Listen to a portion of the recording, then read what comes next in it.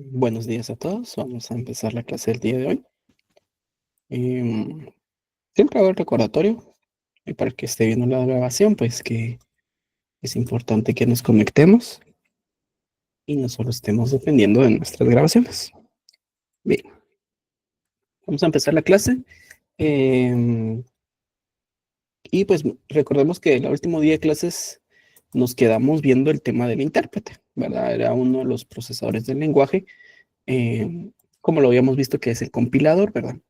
La diferencia es que el compilador, recordemos, el compilador es aquel que genera una salida, en este caso el lenguaje destino, em, basado en el lenguaje destino, mejor dicho.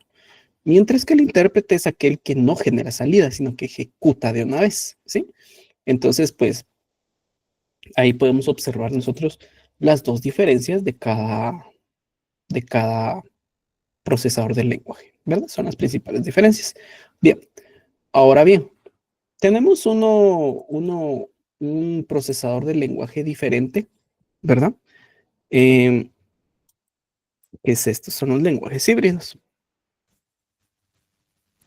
Al final, pues, el lenguaje híbrido, pues, no es más que la unión de dos paradigmas y esta funcionalidad se debe a que, pues, así funciona Java y C Sharp. Se debe a que es un diseño en los cuales ellos lo que están haciendo o están tratando es que no se salgan de la tecnología de Java. Entonces, o C Sharp, ¿verdad? En este caso, .NET. Entonces, acá nosotros lo que vamos a tener, eh, no miro dónde está el mouse.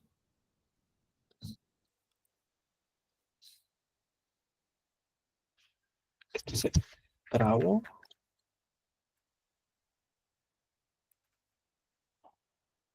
Sí, se trabó la presentación.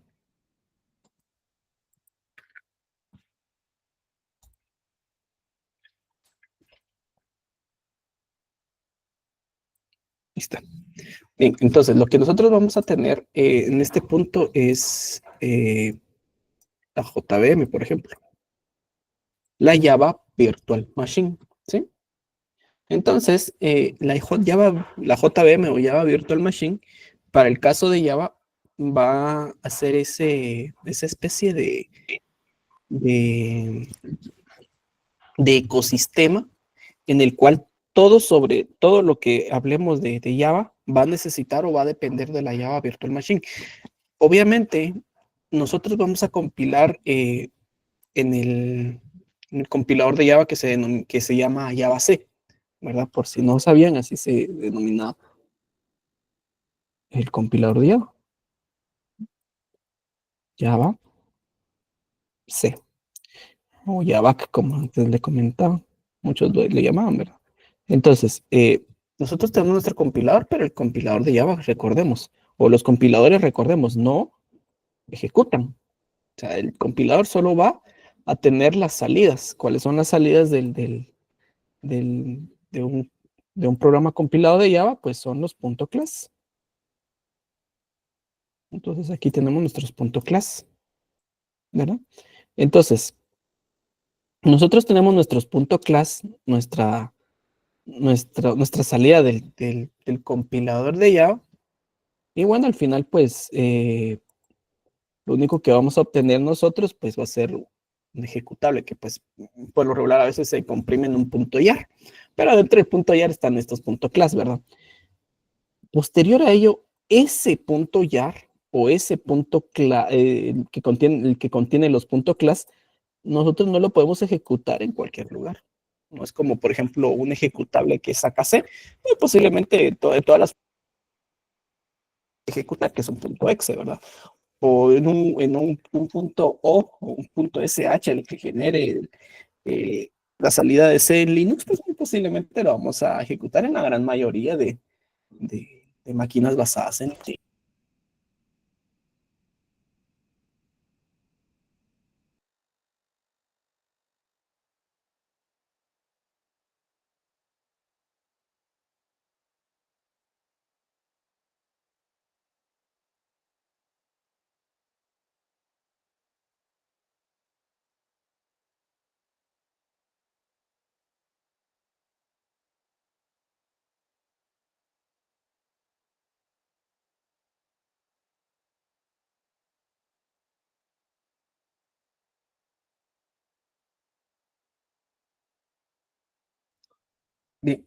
Gracias ahí por la comprensión.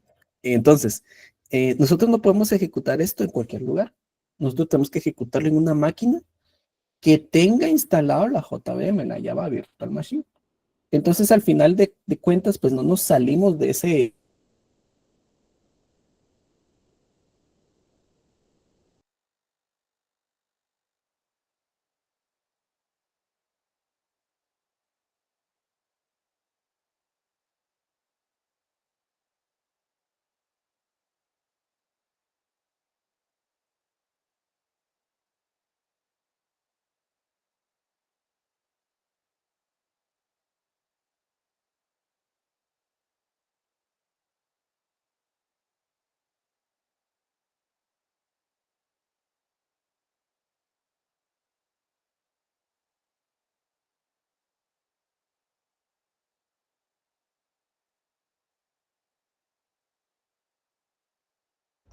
Ah, ok, gracias. Gracias, gracias.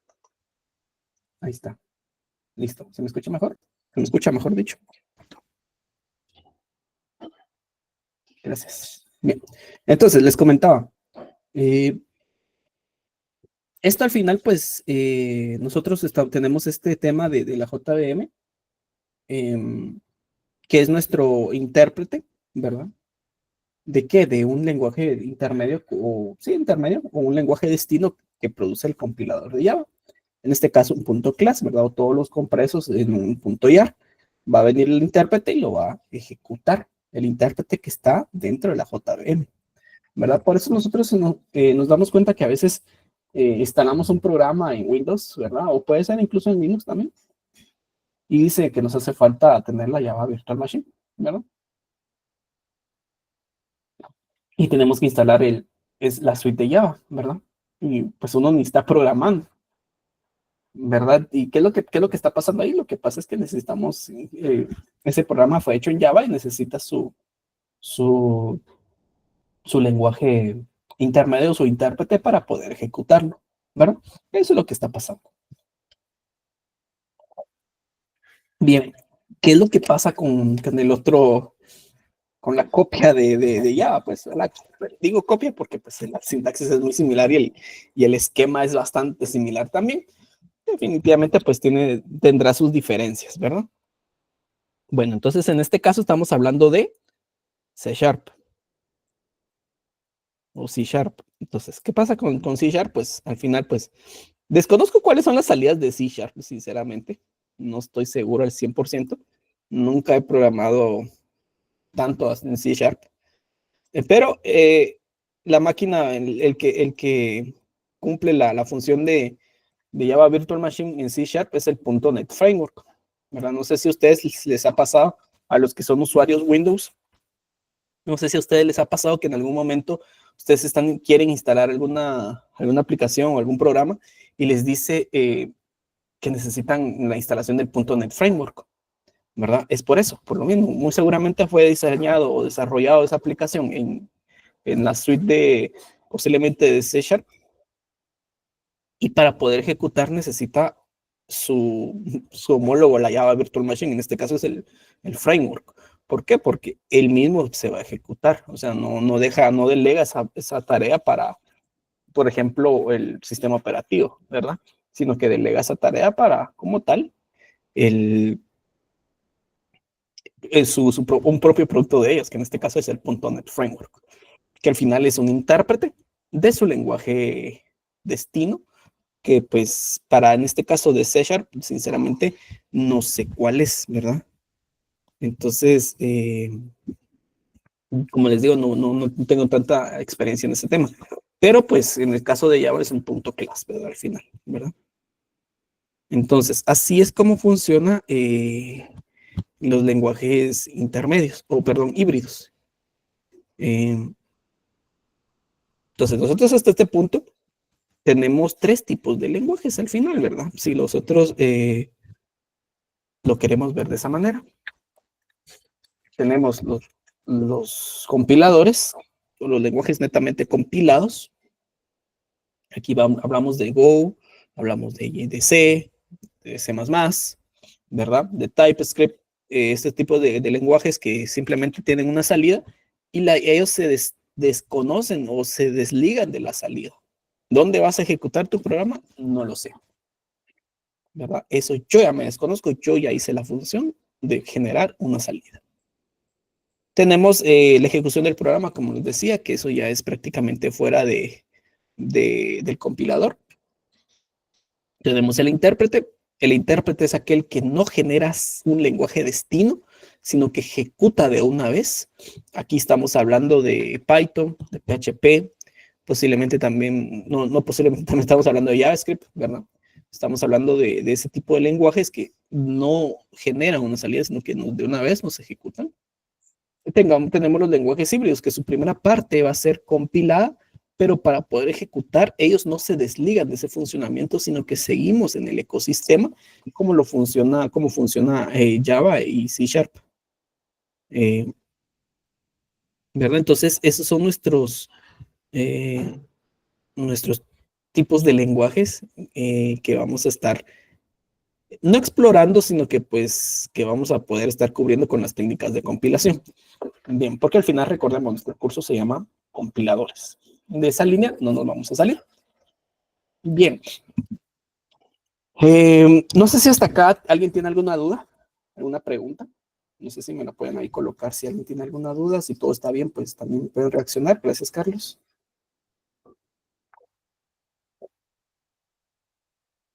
Bien, al final, pues estas 4 o 5 clases que vamos a tener al inicio son como que preámbulos, vamos a platicar un poco de...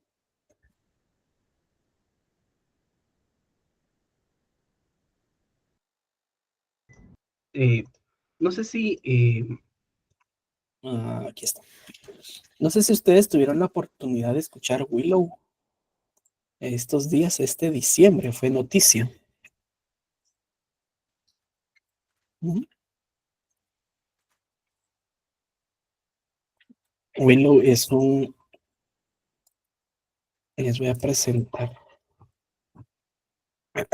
es es el primer procesador, tal vez por decirlo así, un poco más comercial, cuántico, ¿verdad? Porque pues por lo general nunca ha sido tan comercial este tipo de procesadores. Lo hizo Google, como siempre. Eh, y ahí está el video y pues menciona que un problema que a una computadora convencional lo podía hacer, aquí está, en 10.000 trillones de años, Willow lo hizo en 5 minutos, ¿verdad? Un problema matemático. Entonces, es bastante interesante este procesador cuántico y se los voy a pasar acá. Esto a donde quiero llegar es que pues vamos a platicar estas semanas, estas primeras clases de las aplicaciones de los compiladores y vamos a platicar un poco de qué se ha hecho en los compiladores cuánticos, ¿verdad? Aquí en San Carlos estamos con la lucha de que compiladores es muy difícil y que si lo quitamos y le quitamos contenido y pues en otras latitudes hace más de 20 años han estado desarrollando ya compiladores cuánticos, ¿verdad? Entonces, para que entendamos un poco de por qué nosotros aquí en Guatemala no estamos dando ese paso al desarrollo. No se trata de que lleguen políticos con buenas intenciones o cosas así. Lo que pasa es que no hay inversión en ciencia ni en investigación, ¿verdad? Y no se apoyan a las carreras universitarias que sí tienen esos conocimientos, pero hay poco apoyo, ¿verdad? Entonces, bueno, ya me estoy desviando del tema. Bueno, me va a salir aquí lo huelguero. Entonces, siguiendo con el tema, pues vamos a ir platicando estos días de diversos temas, ¿verdad? Más que todo porque no vamos a entrar de lleno así el primer día viendo lenguajes, ¿verdad? O el análisis léxico, que es lo que toca. Entonces, definitivamente no, sino que son temas que ahí son importantes de tocar porque nos vamos a dar cuenta que aquí existe toda una ciencia, todo un desarrollo antes del estudio de compiladores, ¿verdad? Entonces, les recomiendo que vean ese tema de Willow, muy interesante. Bien, entonces, al final, Walmart,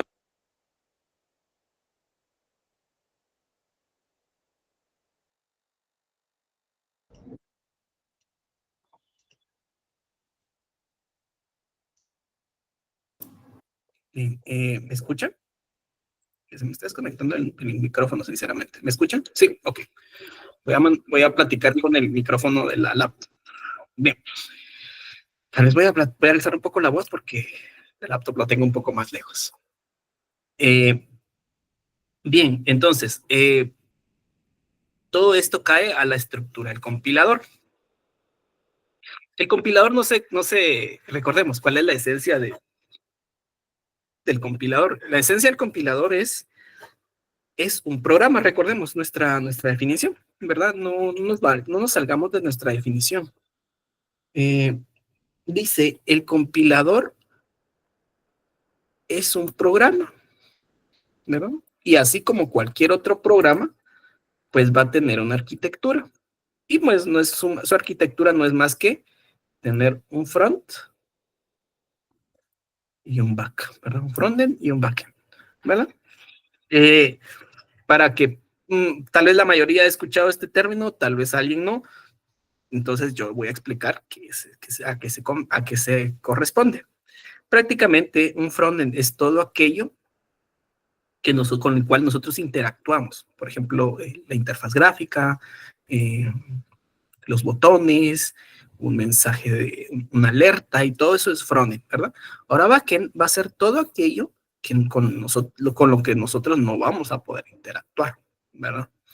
Alguien me dijo en su momento, frontend es todo aquello que puedes pegar y backend es todo lo único que te queda es maldecirlo, decía. Entonces, al final es algo así, ¿verdad? El frontend es todo lo que nosotros podemos visualizar y el backend va a ser todo aquello con lo que nosotros no podemos y no sabemos qué es lo que está pasando. Por ejemplo, una red social. Una red social, por ejemplo, su función va a ser interactuar, con lo que nosotros vamos a interactuar, perdón, va a ser con los chats, va a ser tal vez un post, va a ser tener una reacción ante una publicación, un video, cualquier material multimedia que hayan publicado. Ese es el frontend, pero nosotros no sabemos qué está pasando atrás. Nosotros no sabemos qué peticiones se están mandando al servidor, no sabemos cómo manejan esas peticiones, no sabemos en qué motores de bases de datos utilizan. Muy seguramente utilizan muchos motores de bases de datos y no sabemos qué es lo que está pasando ahí atrás. Y eso es backend. Así funciona el compilador. El compilador, la estructura o la arquitectura del compilador funciona desde un front que nosotros podemos interactuar con el front y ahorita lo vamos a ver porque pues vamos a ver las fases del compilador el día de hoy. Y también tenemos un backend, que también el backend no sabemos qué está haciendo. Entonces el compilador funciona exactamente igual. ¿Y cómo se llaman esas partes del compilador? Pues bueno, aquí le ponemos nombre y tenemos la fase de análisis y la fase de síntesis, ¿verdad? Entonces en esas fases de los compiladores, es donde vamos a entender, en la fase de análisis será todo aquello que nosotros vamos a poder ver, por decirlo así, y la fase de síntesis es lo que está oscuro u oculto dentro del proceso de compilación. Entonces nosotros no vamos a poder saber qué es lo que está pasando ahí, a menos que nosotros estudiemos Ingeniería en Ciencias y Sistemas en la Universidad de San Carlos y llevemos nuestro curso de compiladores 2 y ahí sí vamos a saber qué hay acá. Y eso es lo que nos marca a nosotros la diferencia como ingenieros, ¿verdad? Por eso es que nosotros somos tan buenos. ¿Por qué? Porque llegamos a entender cosas que muchas universidades, en Guatemala y pues muy seguramente en otros países, pues nos enseñan, ¿verdad? Es por eso, ¿verdad? Entonces, tenemos nuestra diferencia bastante marcada en esos temas. Entonces, bien. Ahora bien, vayamos estudiando un poco esta estructura. ¿Y cómo la vamos a estudiar? Bueno, la vamos a estudiar con las fases del compilador, ¿verdad? Vamos a ver cómo va compilando paso a paso este, estos lenguajes, ¿verdad? Estas fases. Para ello, pues me voy a tomar la libertad de hacer siempre un blog de notas. Ay, Dios. Todo esto ya no existe. Listo. Voy a tomarme un blog de notas y voy a estar haciendo unos ejemplos acá. solamente para ejemplificarlos, ¿verdad? Simplemente para ir ahí agilizando y pues hacerlo un poco más gráfico. Bien, vamos con el análisis léxico. Y quiero que pues ustedes también interactúen conmigo y me puedan poner en el chat. Y recordemos, sin ninguna herramienta de inteligencia artificial, porque pues aquí lo que queremos es que tengamos esos conocimientos y también quiero ver cómo vienen de los cursos pasados. Bien, para ustedes, ¿qué hace el análisis léxico? ¿Qué es lo que hace?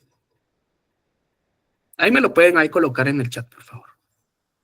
Tenemos a 74 personas, pues tendríamos que tener el mismo número de participantes, ¿verdad? Analiza los caracteres, dice Julio. Jeremy dice, analiza que todo pertenezca al lenguaje, perfecto. Analiza el texto, dice José Javier. Luis dice, recibe una lista de caracteres o tokens. Reconocer que lo que se ingresa exista y sea posible leerlo. Verifica los caracteres válidos en un lenguaje. Revisa u observa los caracteres. Analizar carácter por carácter. Revisar que existan los caracteres y existan dentro del lenguaje, dentro de nuestro lenguaje. Analizar y validar lo que los caracteres sean correctos. Analiza un conjunto de caracteres y los convierte en tokens. Reconoce patrones. Analiza que una estructura de texto cumpla con las limitaciones del programa. Identificar el lenguaje. Verificar los tokens válidos. Analiza el alfabeto del lenguaje. Creo que todos tenemos una noción. Por ahí hay algunos temitas que nos estamos desviando de la definición y lo vamos a ir en este momento a aclarar, ¿verdad? La palabra correcta. Analizar los caracteres, letras, palabras que pertenezcan a un lenguaje y muestra los tipos de tokens que hay. Bien. Vamos a ir viendo. Analiza caracteres, definitivamente. Analiza que todo pertenezca al lenguaje. Creo que esta es la definición más acertada o más corta posible, ¿verdad? Al final, el análisis léxico lo único que hace es analiza que todos los caracteres pertenezcan al lenguaje. Fin, es eso. Bien. Recibe una lista de caracteres o tokens. Aquí vamos a aclarar algo. No recibe tokens, ¿sí? No recibe tokens. Recibe caracteres. Tokens es la salida. Aquí lo podemos observar. Es la salida del análisis léxico, pero no recibe tokens. El análisis léxico no trabaja con tokens, trabaja con caracteres, ¿sí? Los tokens van a ser para la siguiente fase, que en este caso es el sintáctico, pero no recibe tokens, ¿verdad? Reconoce que todo lo que ingrese existe y sea posible leerlo. Reconoce que pertenezca al lenguaje, ¿sí? Aquí también Benjamín tiene otra definición bastante interesante. Verifica que los caracteres válidos en un lenguaje. ¿Verdad? Correcto. Revisa, observa caracteres. Podríamos extenderlo un poco más. Analiza carácter por carácter, es lo mismo que lo de arriba. Así como Billy que coloca, perdón. Gracias, Jim. Billy, revisa que existan los caracteres en nuestro lenguaje. Analiza un conjunto de caracteres y los convierte en tokens. Sí, correcto. Básicamente, si el conjunto de caracteres cumple con nuestro lenguaje, ahí sí lo convierte en tokens. Reconoce patrones, utiliza los patrones, pero no los reconoce, los utiliza. Analizar la estructura de un texto que cumpla las limitaciones de un programa, está bien. Más que todo, verifica las reglas para pertenecer a un lenguaje. Identificar lenguaje, verifica los tokens válidos. No, recordemos que aquí no es como tal que identifique tokens, porque aquí token no existe. A este punto el token no existe. Aquí incluso tampoco existe. Es hasta después que el token existe. ¿Analiza el alfabeto? No, lo que analiza son caracteres y verifica que si pertenecen al lenguaje.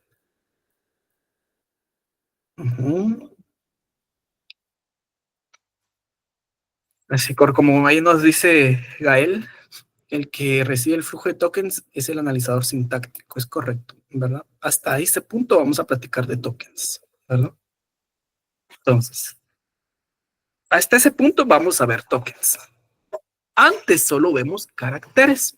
Y ya vamos a ver, imagino que no la siguiente semana, o posiblemente la siguiente semana, no lo sé. Como les digo, son de 4 a 5 clases que vamos a tener así, platicando un poco de todo el preámbulo de compiladores, ¿verdad? Muy posiblemente el 4 de febrero vamos a estar platicando ya de los tres pilares del análisis léxico, que son el token, el lexema y el patrón, ¿verdad? Términos tan importantes que a veces se tienden a confundir, ¿verdad? Porque en muchas ocasiones no han definido qué es un token, ¿verdad? En ocasiones no han definido qué es una, qué es un lexema, ¿verdad? Asumen que nosotros vamos a entender qué es un lexema. Asumen que sabemos qué es un token. Entonces es importante nosotros que podamos aquí observarlo, pero pues ya lo vamos a ver cuando nos toque ver esa fase, que en este caso es el análisis léxico. Bien, entonces acá estamos viendo algo claro. Aquí estamos platicando de lo que es válido para un lenguaje. Eso es, ¿verdad? Por ejemplo, yo puedo llegar a tener esto y acá estos elementos son válidos dentro del lenguaje. Entonces, léxicamente esto está bien. Pero ¿qué pasa con esto? ¿Qué pasa con esto? Con esta segunda sentencia. ¿Creen ustedes que léxicamente también va a estar bien?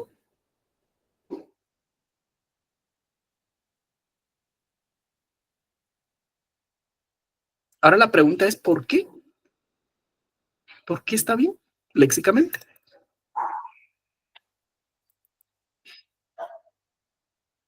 Correcto, gracias Javier.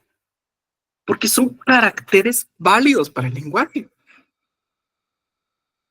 Gracias a ahí Yuri dice, porque solo analice carácter y no orden. Perfecto.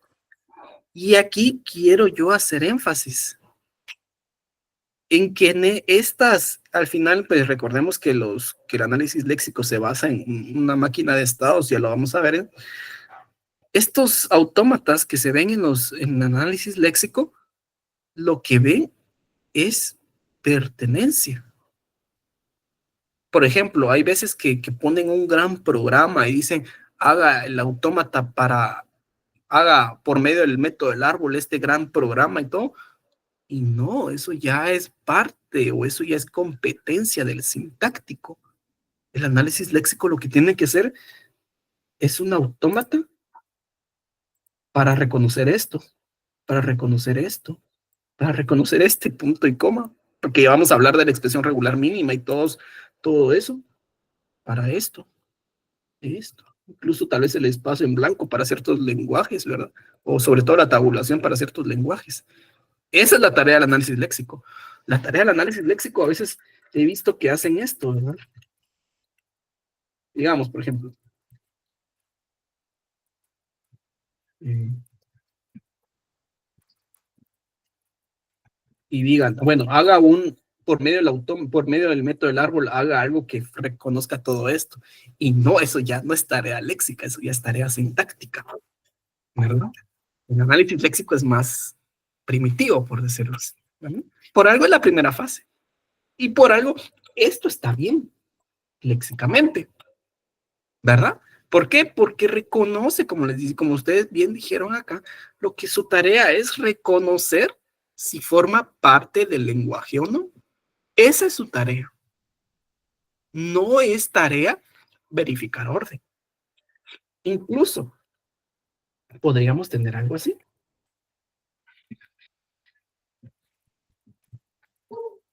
¿Y ustedes qué creen? Esto para un lenguaje, por cierto, estamos usando un pseudo Java, ¿verdad?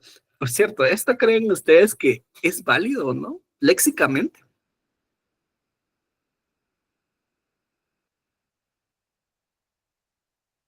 Sí, sí es válido. Sí es válido. ¿Por qué? Porque todos pertenecen al lenguaje. Ahora bien, si yo tengo esto,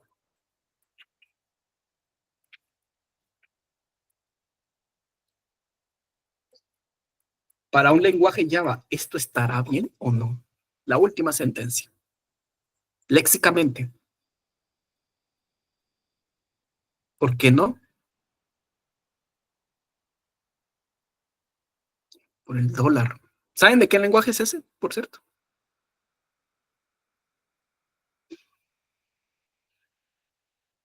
¿A qué lenguaje pertenece esa nomenclatura? Es de PHP, correcto. Es de PHP. Incluso, pues, PHP trabaja de esta manera también. Hace mucho esto,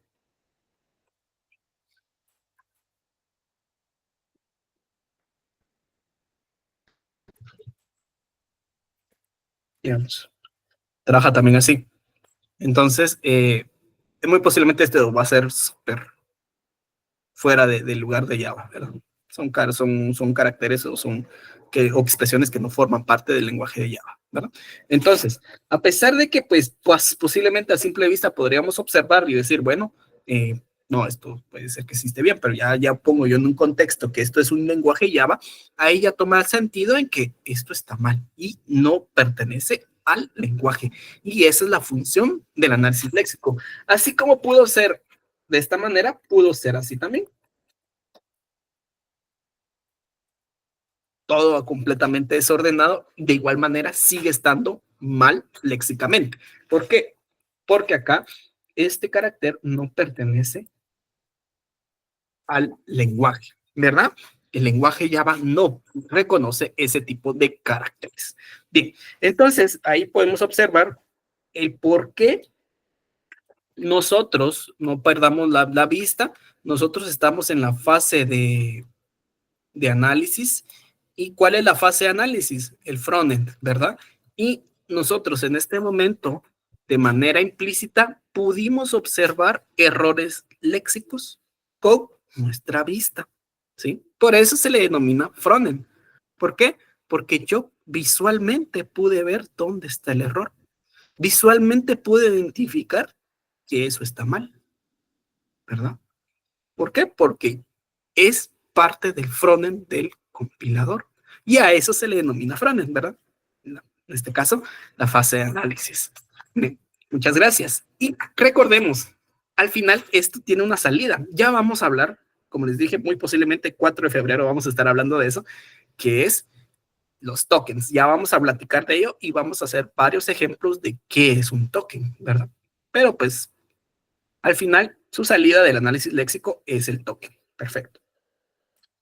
Procedemos al análisis sintáctico. Vamos a hacer el mismo ejercicio.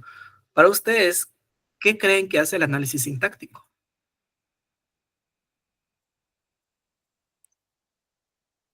Y pueden ahí escribírmelo en el chat.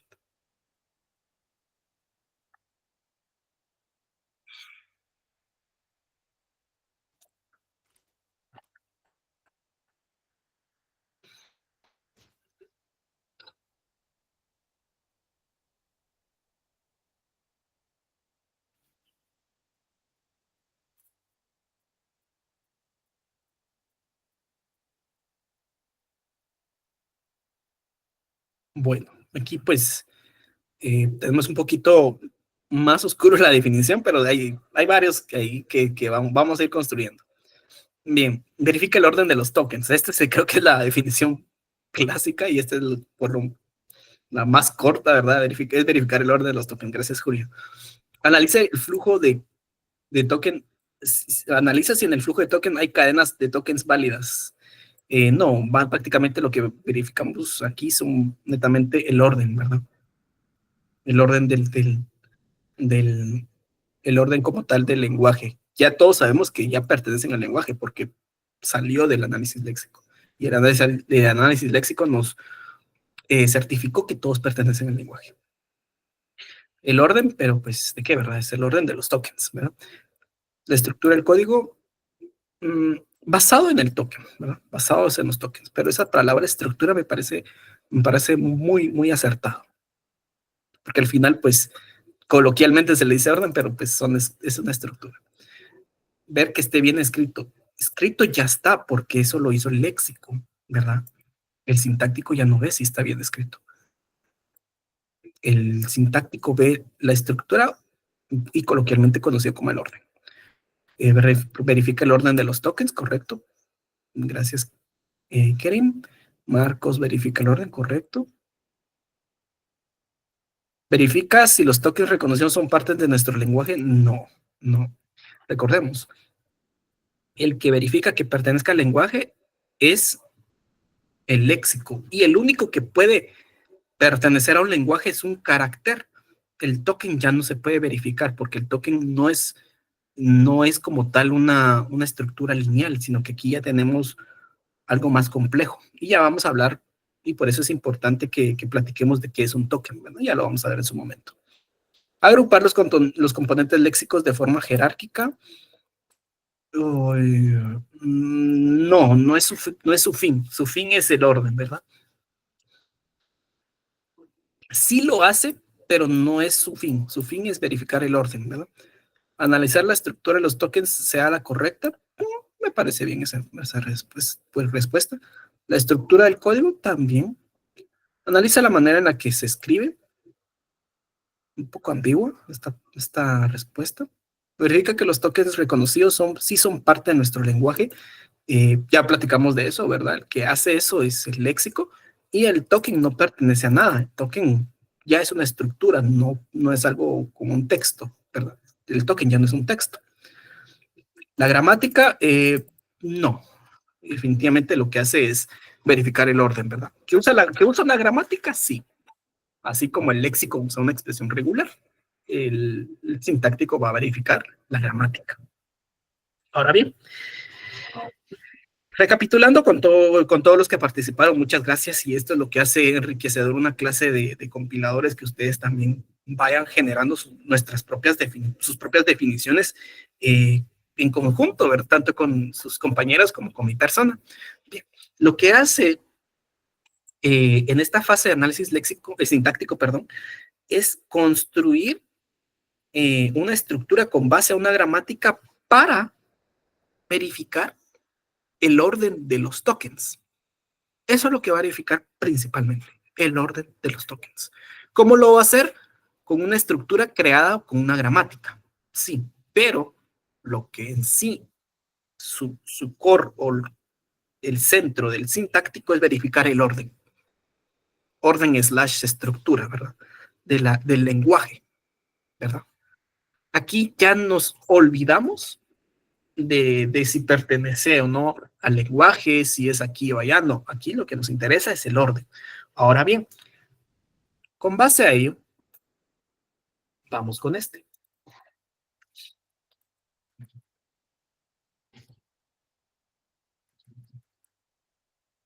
Sintácticamente, ¿esto está bien o no?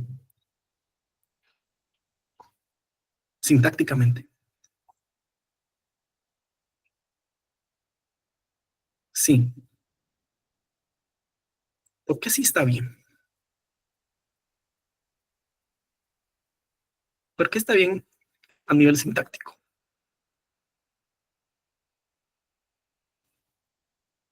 ¿Y cuál es ese orden? Ahí Samir dice que el orden es correcto. ¿Cuál es ese orden?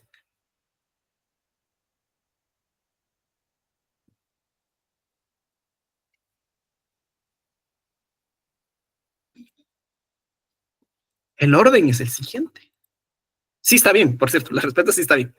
El orden es tipo, ID o variable, igual, valor, punto y coma, ¿no? Este es el orden.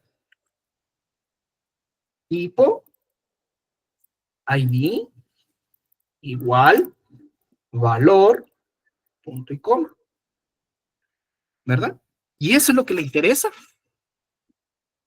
al análisis sintáctico, ver ese orden, ¿verdad? Listo. Por ejemplo, yo puedo tener esto.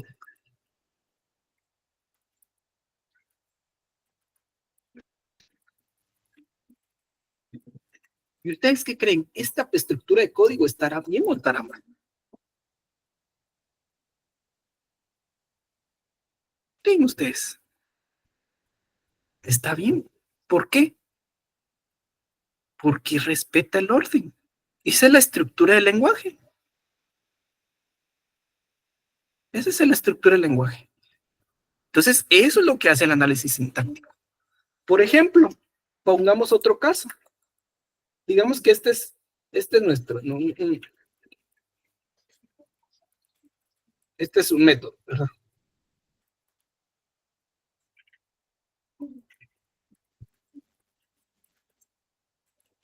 Por ejemplo, yo nunca he definido la variable X. Nunca la he definido. Pero sintácticamente esto está bien. ¿Por qué? Porque el análisis sintáctico solo va a ver si eso tiene un orden o no. Y listo. Eso es lo que va a ver. No se va a meter a otros rollos. Y ojo, tampoco va a ver si pertenece o no al lenguaje. ¿Por qué? Porque eso lo vio el léxico, ¿verdad? Eso lo vio el léxico. El léxico nos certificó que eso pertenece a un lenguaje. Ahora bien, si esto ya fue declarado, si es eso, no lo ve tampoco. El sintáctico solo va a ver orden, ¿verdad?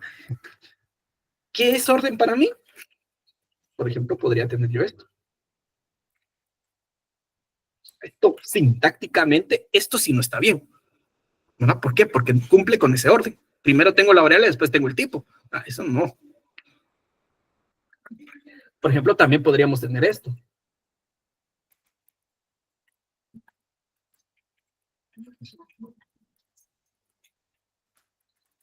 ¿Dónde está aquí el error? Perdón. ¿Dónde estaría aquí el error? En estas dos sentencias.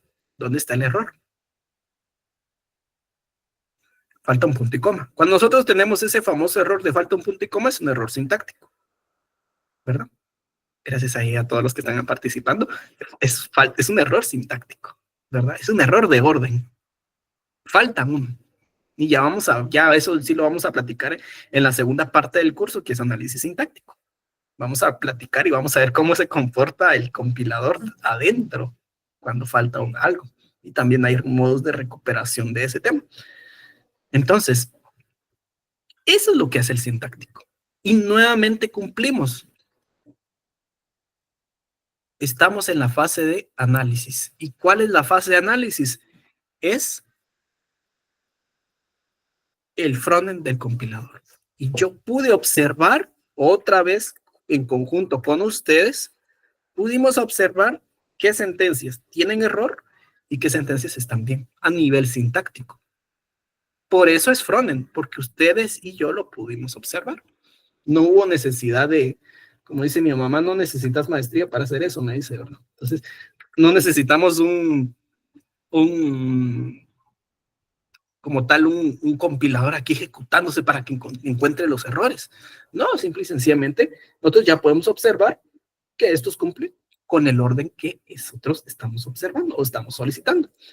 Bien, al finalizar el análisis sintáctico, perdón, el análisis sintáctico lo que genera es el árbol sintáctico, ¿sí? Entonces, agarra el flujo de tokens, que el flujo de tokens no es más que una lista simplemente enlazada, si quieren verlo así, y lo transforma en un árbol, ¿sí? Entonces, miren cómo va evolucionando. Pasamos de tener caracteres puros, así, puros, puros, a una lista. Y pasamos de una lista a un árbol, ¿verdad? Pero el core como tal es verificar en el léxico que tiene pertenecen al lenguaje y en el sintáctico que tienen un orden, ya los tokens. Luego generamos el árbol y ese árbol pasa al análisis semántico. Ahora bien, ¿qué es análisis semántico para ustedes?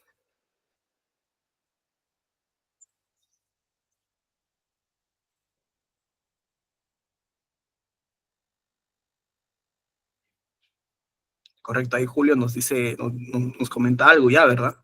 el error que hemos traído, o la sentencia que hemos traído desde el análisis léxico en sí, tenía un error semántico.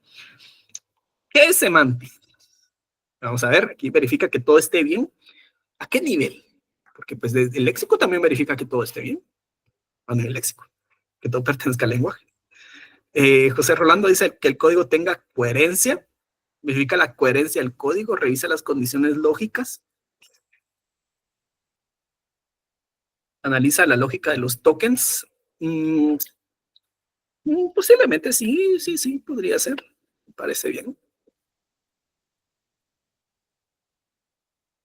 Bien, ¿qué más? ¿Qué más? ¿Qué cree que hace el análisis semántico? Hay una definición que creo que es la más aceptada entre todos, y la que dice que verifica el sentido del lenguaje, ¿verdad? Así como ustedes están colocando ahí coherencia. Al final, pues, lo que hace es verifica que tenga un sentido. Gracias, Ángel. Buenísima respuesta. Verifica las reglas gramaticales del lenguaje. Eso es, prácticamente, verificar las reglas gramaticales. Ahora bien, eso es en semántica.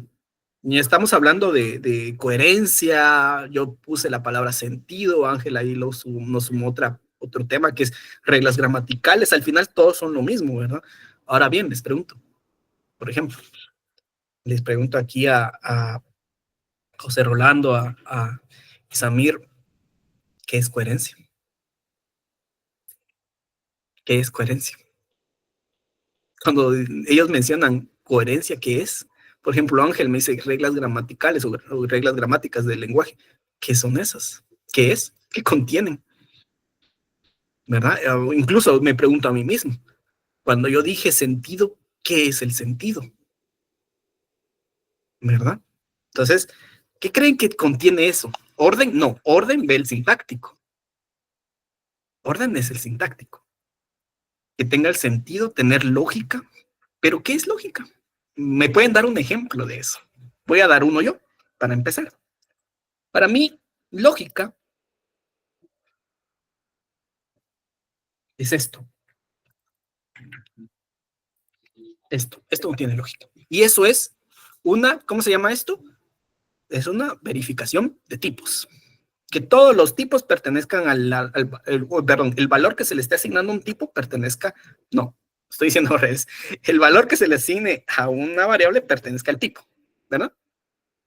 Eso es como tal una regla semántica, ¿verdad? Eso es lo que les estoy diciendo, es una regla semántica. Ahora bien, ¿qué otras reglas me pueden decir ustedes? Que pertenezca, por ejemplo, ahorita platiqué que el valor pertenezca al tipo de la variable, ¿verdad? ¿Qué otra regla tenemos? Aparte de eso, ¿qué otra regla semántica tenemos por ahí?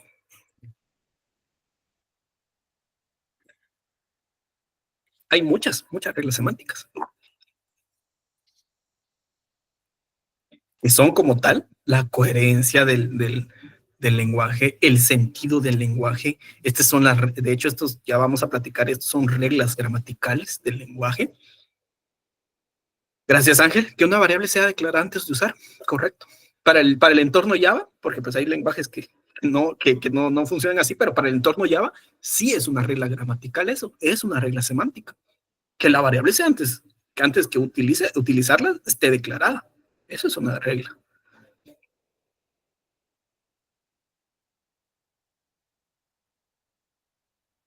Semántico sería que la cadena esté entre, no, eso es sintáctico. Me atrevería a decir que hasta incluso podría ser léxico eso. Que una cadena esté entre comillas podría ser incluso léxico, porque esa ya es la estructura como tal de tu token que vas a armar. Entonces podría incluso ser léxico. ¿Se puede quedar en sintáctico? Sí se puede quedar. Pero semántico, eso sí no es semántico. Eso está rozando lo léxico todavía. Que los caracteres sean asignados, eso ya lo he platicado. ¿Qué otras reglas podemos platicar? ¿Qué otras reglas podemos platicar acá? Tenemos dos, ¿verdad? Que el valor pertenezca a su tipo, que una variable sea declarada antes de usar. ¿Qué otras reglas han visto ustedes cuando están programando? Una regla semántica.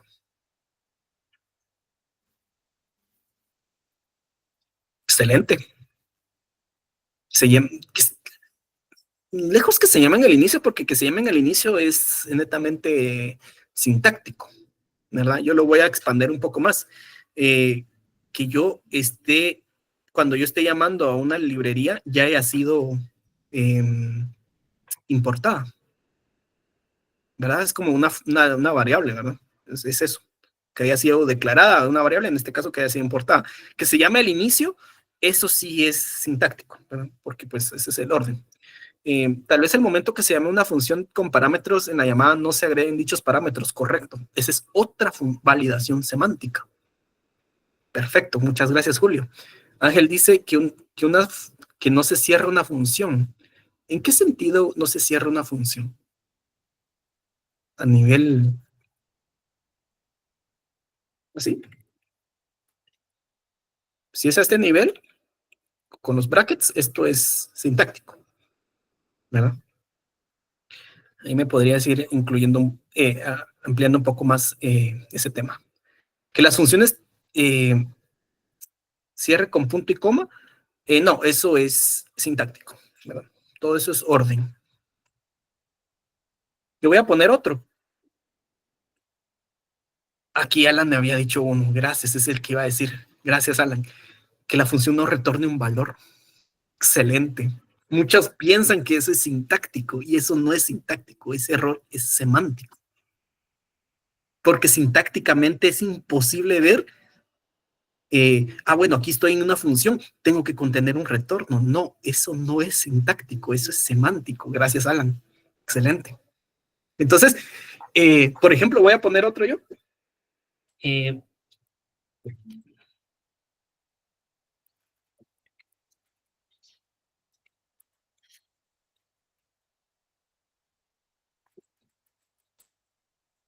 Esto es error. Esto léxicamente está bien, sintácticamente está bien. Este es un error semántico. ¿Por qué? Porque es un error semántico.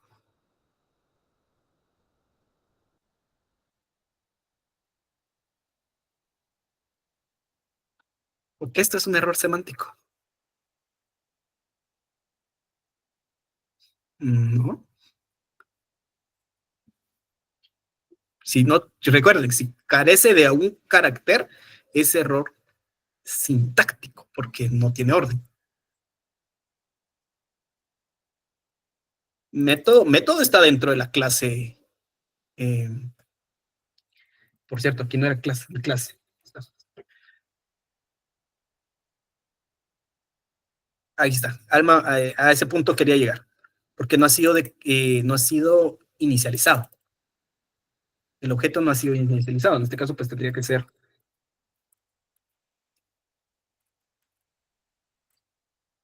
¿verdad? Y eso se ve en análisis semántico, ¿verdad? El manejo de memoria. Ahí se prepara todo para la siguiente fase, ¿verdad? Y esto es un error también semántico. Son errores semánticos. ¿Por qué? Porque ahí este objeto que se llama mi OBJ, perdón, no tiene memoria apartada. Entonces, cuando va a querer ingresar a método, no va a poder ingresar. ¿Por qué? Porque mi OBJ no tiene memoria. Y ese es un error semántico, ¿verdad? Carece de sentido esto, ¿verdad? Entonces, es por eso que esto es semántica, ¿verdad? Entonces, ya platicamos de cuando le paso parámetros, perdón, cuando un método está solicitando parámetros y no se los paso, cuando una variable es de tipo entero y yo le estoy pasando o le estoy asignando un string, estoy hablando también cuando quiero acceder a elementos de una librería que no ha sido importada, ¿verdad? Estamos hablando cuando un objeto no ha sido inicializado o no ha sido instanciado, también es error semántico. Estábamos hablando también ahí de que cuando una función no tiene retorno, también es semántico, ¿verdad? Entonces, eso que estamos platicando acá entre todos, haciendo un compendio de todos, eso se le llaman reglas semánticas. Y eso es lo que la famosa coherencia del lenguaje. Ese es el sentido del lenguaje, ¿verdad? A eso nosotros nos estamos como tal centrando, ¿verdad? En este caso. Hay otras por ahí, ¿verdad? Por ejemplo, esta, todo número dividido entre cero. Esto es matemáticamente, o sea, si nos damos cuenta, esto sintácticamente está bien, léxicamente está bien. Esto es entre semántico, obviamente el semántico es el que captura el error, pero es porque esto es matemáticamente no es correcto, ¿verdad? Pero es el lenguaje en el semántico que lo captura, ¿verdad? Los errores matemáticos también. Por ejemplo, esto, ¿ustedes creen que esto es un error? Por ejemplo, un ciclo infinito. ¿Qué creen ustedes? ¿Eso es error o no?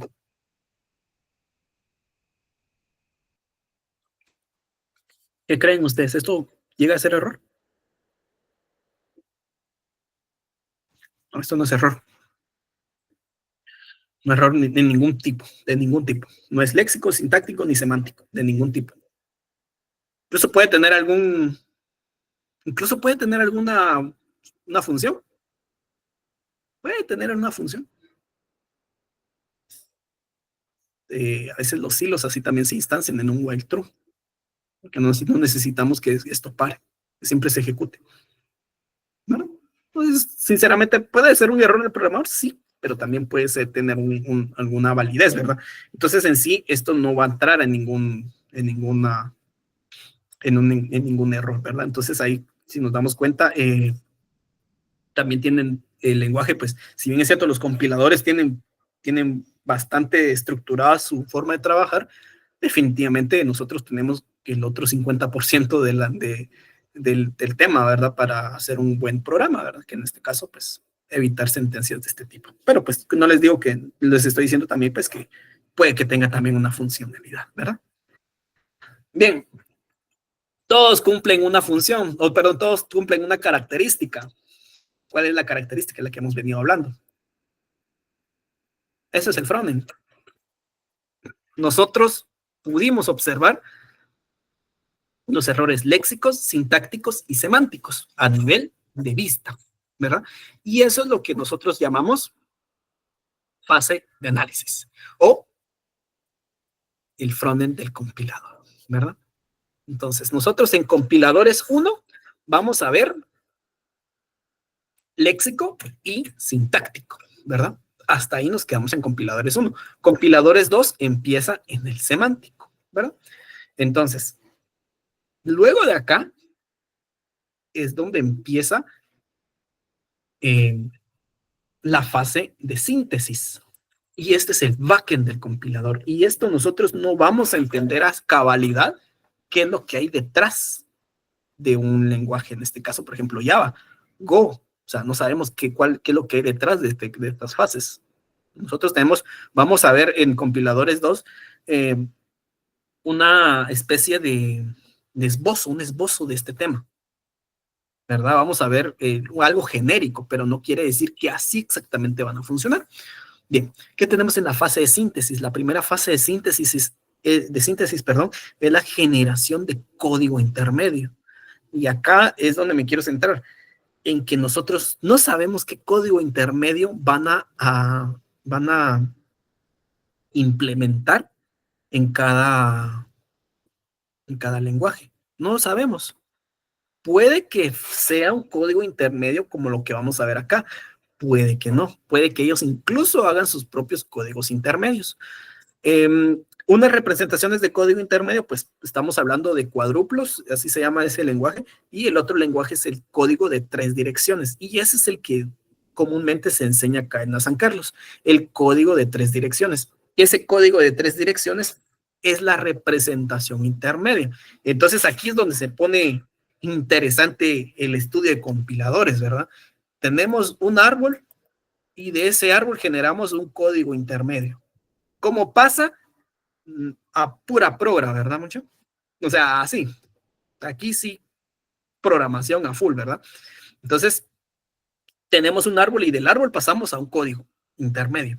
¿Y qué es ese código intermedio? Bueno, el código intermedio es un código que, como su nombre lo indica, es un intermediario entre el código que tengo yo de entrada y el código destino. Por ejemplo, podemos tener esto. Vamos a una función genérica, así con pseudocódigo.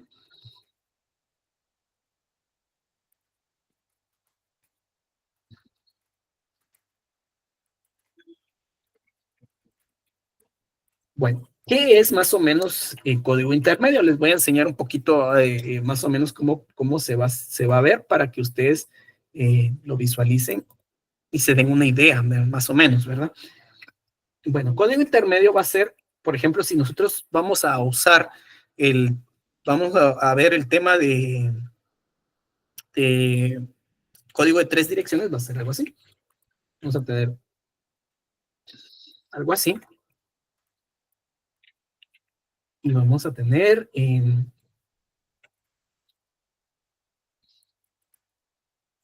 a traer el stack.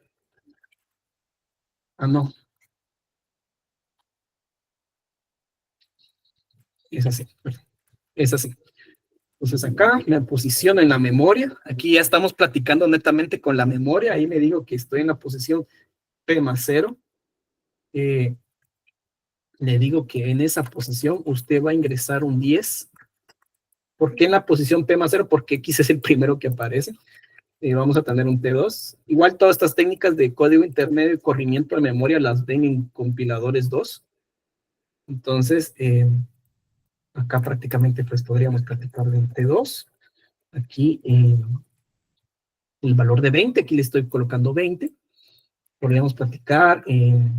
Ahora pues ya los ingresé a la memoria, ahora los voy a sacar porque pues tengo que sumar X más Y. ¿Verdad? Y T3, primero me posiciono en la memoria de Z, ¿verdad? Porque estoy leyendo de izquierda a derecha, me posiciono en Z.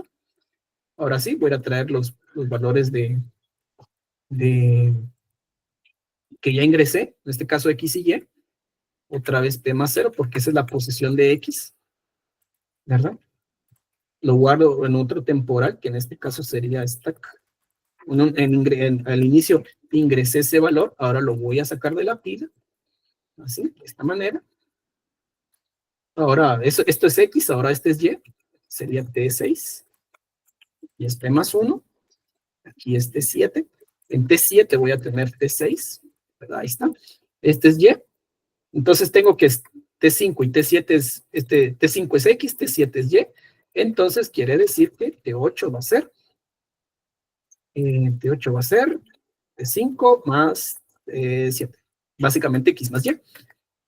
Tenía que T3 era la posición de memoria de Z, T3 va a ser igual a T8. Listo. Aquí está. Entonces, esto es código intermedio. Este es el famoso código de 3 direcciones. ¿Por qué se le denomina 3 direcciones? Porque por cada línea solo van a haber 3 operadores. 1, 2, 3. 1, 2 y 3. 1, 2 y 3. 1, 2 y 3. ¿Verdad? Por eso, por cada línea, por eso se le denomina código de 3 direcciones. En cada línea o en cada sentencia solo tengo 3 operadores. ¿Verdad? Entonces, todo lo que pasó de unas simples sentencias, de una suma de 2 variables, pasó a todo esto, ¿verdad? Y eso es intermedio, ¿verdad? Ese es un esbozo de código intermedio. Ahora imagínense cómo es representar, por ejemplo, un objeto en solo términos de sumas y restas y en la memoria. ¿Cómo es eso? ¿Cómo representar un ciclo?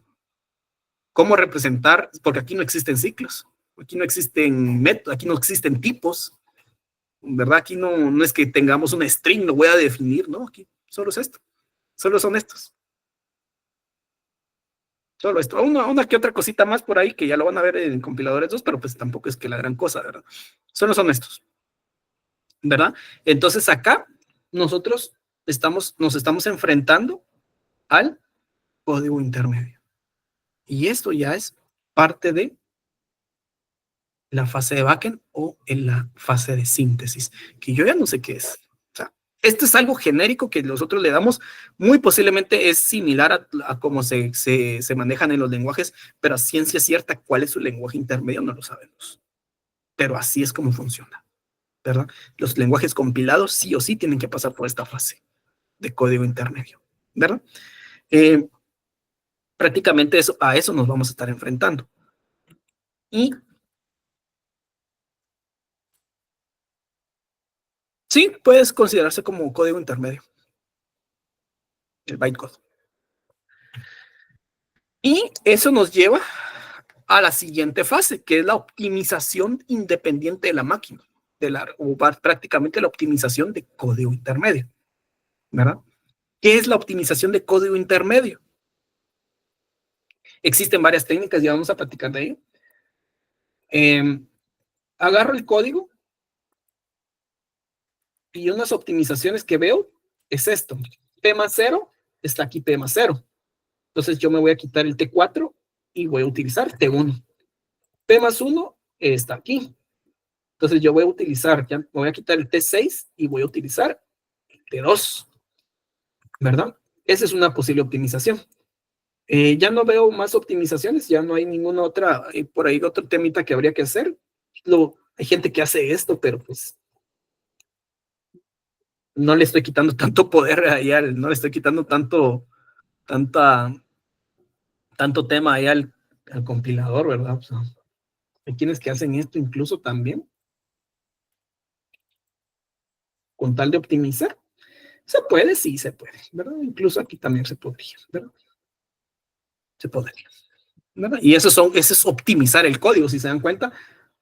Tenía bastantes líneas, no sé cuántas puedo tener, sinceramente no me di cuenta, la verdad. ¿Cuántos pueden haber? Vamos a ver, ¿cuántos había? 60.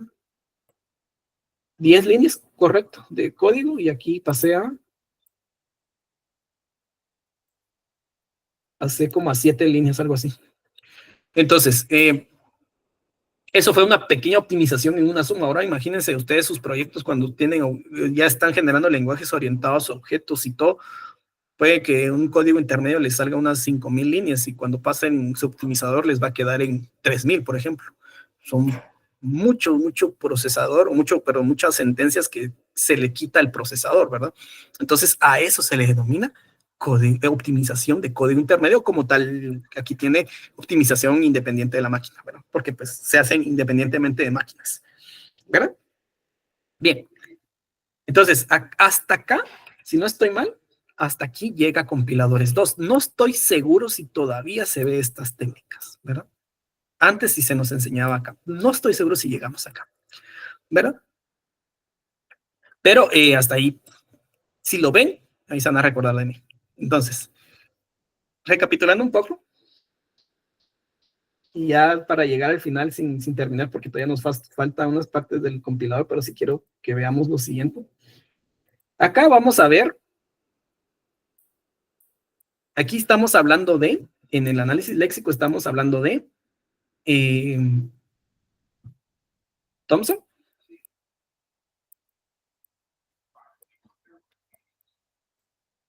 Nuestro primer método de análisis léxico.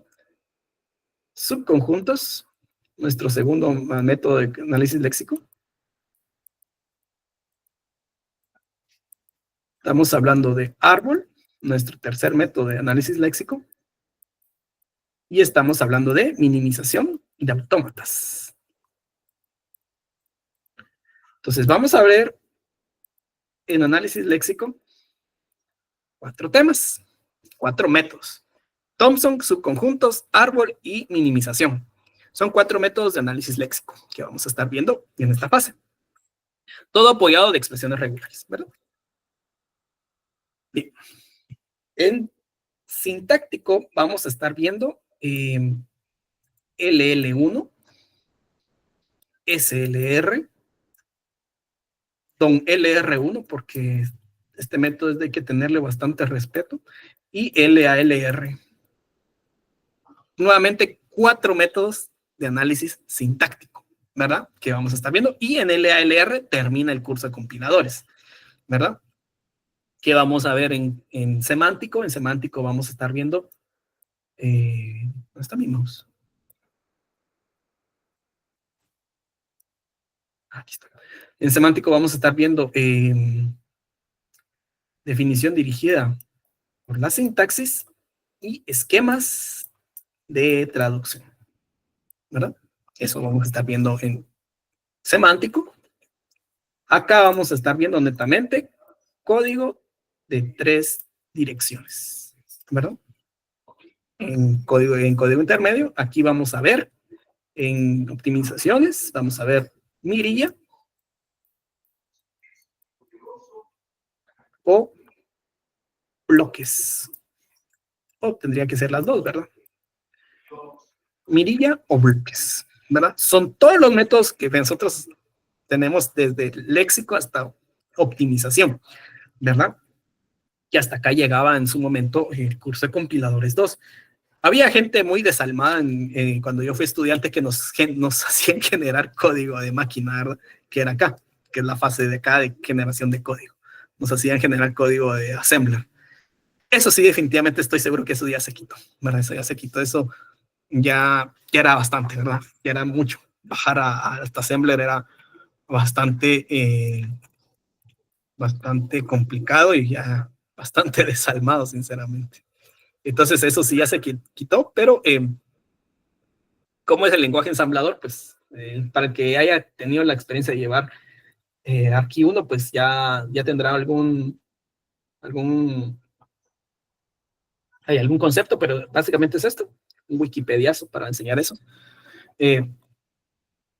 Pues ahí ya es un poco similar al 3 direcciones, más o menos ahí, pero aquí ya son por medio de sentencias de movimientos y ya tenemos registros, ¿verdad? Ya tenemos como tal registros de memoria, ya no hay variables así tan explícitas, sino que ya son registros, ¿verdad? Ya voy moviendo los registros de la memoria, aquí es netamente con memoria, ¿verdad? Y pues por ahí también con las interrupciones del procesador, ¿verdad? Entonces, esto es como tal el viaje que hace de alto a bajo nivel, como yo les dije en su momento, pues es como que la aplicación más básica del compilador y es lo que más se estudia, ¿verdad? Ese viaje de alto a bajo nivel, ¿verdad? Aquí estamos ya pasando a código máquina y aquí pues lo último sería la optimización de assembler, ¿verdad? Estas fases ya no se ven. Si mucho vamos a llegar a mirilla o bloques, que es la optimización, pero hablar de generación de código, assembler y optimización de assembler, eso definitivamente ya no se ve, ¿verdad? Y pues tenemos un apoyo, que es la tabla de símbolos. La tabla de símbolos, recuerden, jóvenes, no es una fase del análisis, claro, no es una fase del compilador, es una estructura de datos que apoya el compilador, y eso grábenselo, porque siempre vienen en parcial, siempre les van a preguntar eso. La tabla de símbolos no es una fase de análisis ni de síntesis, solo es una estructura de datos que apoya al compilador, ¿verdad? Y prácticamente todo lo que vamos a ver es esto. Aquí ya está completa toda la estructura de del compilador. Esto es compiladores 1. Aquí está compiladores 1. Esto tendría que ser compiladores 2. O puede ser solo esto, no lo sé. Ya no estoy muy enterado hasta si llega hasta acá. Y pues estas fases ya totalmente ya no se ven, ¿verdad? Entonces, 2 cursos para ver casi un poquito más de la mitad del compilador, ¿verdad? Entonces, prácticamente es eso. Si lo queremos ver nosotros gráficamente, así es. ¿Verdad? Me gusta, me fascina esta imagen. Vamos a hacerle un poquito de zoom. ¿Dónde está mi? Vamos acá.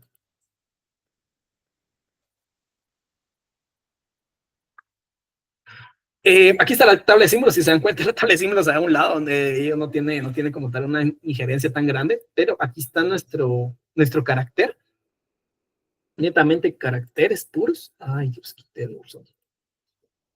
Entonces, aquí están nuestros caracteres puros. Pasa el análisis léxico y se vuelve en tokens. ¿Verdad? Ya vamos a platicar de esos tokens.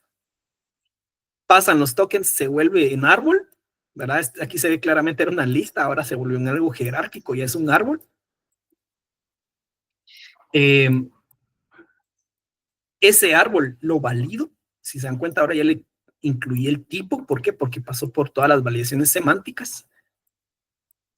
Pasa ese tema y ahora llegamos al tema de código intermedio. Aquí está el famoso código de 3 direcciones, 1, 2, 3, 3 direcciones de memoria. Pasé eso, llegué a la optimización de código, ¿verdad? 4 líneas, ahora tengo 2.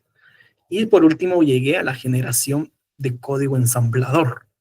Aquí todavía falta la fase de optimización de assembler, pero pues creo que el concepto se entiende, ¿verdad?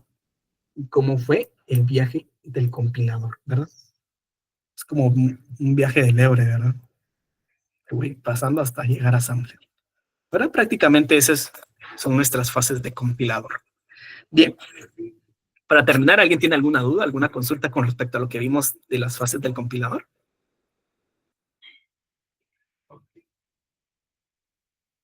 ¿Todo bien?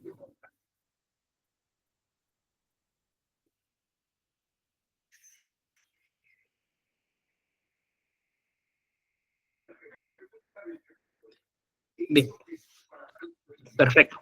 Entonces, hasta acá quedamos el día de hoy con nuestro tema de las fases del compilador. Ya entendemos, ya sabemos qué es un compilador, ya sabemos qué lo compone. Nos toca platicar en dónde se aplica, ¿verdad? Entonces, la siguiente día de clases vamos a platicar de las aplicaciones del compilador, ¿verdad? Y pues vamos a ir viendo ya esos temitas, ¿verdad? Esto con el fin de que pues podamos ver que sí hay aplicaciones y todo este tema, ¿verdad?